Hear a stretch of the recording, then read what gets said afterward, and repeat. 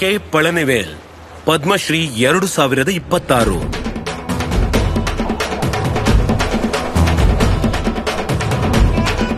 ಈ ಪ್ರಯಾಣವು ಪುದುಚೇರಿ ನಗರದಿಂದ 10 ಕಿಲೋಮೀಟರ್ ದೂರದಲ್ಲಿರುವ ಪೂರ್ಣಕೊಪ್ಪಂ ಗ್ರಾಮದಲ್ಲಿ ಪ್ರಾರಂಭವಾಯಿತು. ಬಡ ಕುಟುಂಬದಲ್ಲಿ ಜನಿಸಿದ ಪಳನಿವೇಲ್ 13ನೇ ವಯಸ್ಸಿನಲ್ಲಿ ತಂದೆಯನ್ನು ಕಳೆದುಕೊಂಡರು. ಜೀವನ ಕಷ್ಟಕರವಾಗಿತ್ತು. ಕುಟುಂಬವು ಹುಲ್ಲಿನ ಛಾವಣಿಯ ಗುಡಿಸಲಿನಲ್ಲಿ ವಾಸಿಸುತ್ತಿತ್ತು. ಅವರ ತಾಯಿ 4 ಮಕ್ಕಳನ್ನು ಬೆಳೆಸಿದರು.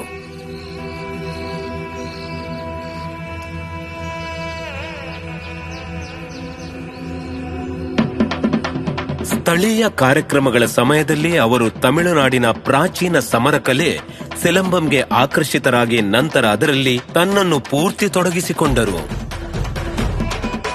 ಆ ದಿನಗಳಲ್ಲಿ ಗುರುಗಳು ಒಮ್ಮೆ ಬೋಧನೆ ಮಾಡುತ್ತಿದ್ದರು ಮತ್ತು ಅದನ್ನು ಪರಿಪೂರ್ಣವಾಗಿ ಅಭ್ಯಾಸ ಮಾಡಬೇಕಾಗಿತ್ತು. ಆದ್ದರಿಂದ ಬಿಸಿಲಿನಲ್ಲಿ ನೆರಳು ಅಭ್ಯಾಸ ಮಾಡುತ್ತಿದ್ದರು. ಅದು ಅವರ ಚಲನೆಗಳನ್ನು ಉತ್ತಮಗೊಳಿಸಲು ಸಹಾಯ ಮಾಡಿತು. ಪಳನಿವೇಲ್ ತನ್ನ 7ನೇ ತರಗತಿಯ ನಂತರ ಶಾಲೆ ಬಿಟ್ಟು ಬಸ್ ಕ್ಲೀನರ್ ಕೆಲಸ ಶುರು ಮಾಡಿದರು. ಆ ದಿನಗಳಲ್ಲಿ ಬಸ್ ಸ್ವಚ್ಛಗೊಳಿಸಲು ಕೇವಲ 3 ರೂಪಾಯಿ ಸಂಬಳ ಸಿಗ್ತಿತ್ತು. ಆದ್ರೆ ನನ್ನ ಕುಟುಂಬ ನಿಭಾಯಿಸಲು ಪ್ರತಿದಿನ 10 ರೂಪಾಯಿ ಬೇಕಾಗ್ತಿತ್ತು. ಆ ಕಷ್ಟದ ಸಮಯದಲ್ಲಿ ಒಂದೇ ಒಂದು ಬೋಂಡ ಖರೀದಿಸುವುದು ಕೂಡ ಊಹಿಸಿಕೊಳ್ಳುವುದು ಕಷ್ಟವಾಗಿತ್ತು. ಸಮಯ ಕಠಿಣವಾಗಿದ್ವು. ಶೀಘ್ರದಲ್ಲೇ ಪಳನಿವೇಲ್ ಬಸ್ ಚಾಲಕರಾದರು.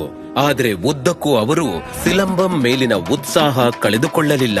ಅವರು ಪ್ರತಿಯೊಂದು ಅವಕಾಶದಲ್ಲೂ ಅಭ್ಯಾಸ ಮಾಡುತ್ತಲೇ ಇದ್ದರು. ಕಲೆಯ ಬಗ್ಗೆ ನನಗಿದ್ದ ಆಳವಾದ ಉತ್ಸಾಹದಿಂದಾಗಿ ಕೆಲಸ ಮಾಡುವಾಗಲೂ ಬಿಡುವಿನ ವೇಳೆಯಲ್ಲಿ ಅಭ್ಯಾಸ ಮಾಡುತ್ತಿದ್ದೆ. ಸಿಲಂಬಂ ಕೋಲ್ ಎತ್ಕೊಂಡು ತರಬೇತಿ ಪಡೆಯುತ್ತಿದ್ದೆ. ಈ ಅಭ್ಯಾಸವು ಈ ಕಲೆಯಲ್ಲಿ ಪ್ರಯಾಣವನ್ನು ಮುಂದುವರಿಸಲು ಅವಕಾಶ ಮತ್ತು ಆತ್ಮವಿಶ್ವಾಸ ಎರಡನ್ನೂ ನೀಡಿತು. ನಂತರ 2002ರಲ್ಲಿ ಅದು ತುಂಬಾ ಹಿಡಿಸಿತು.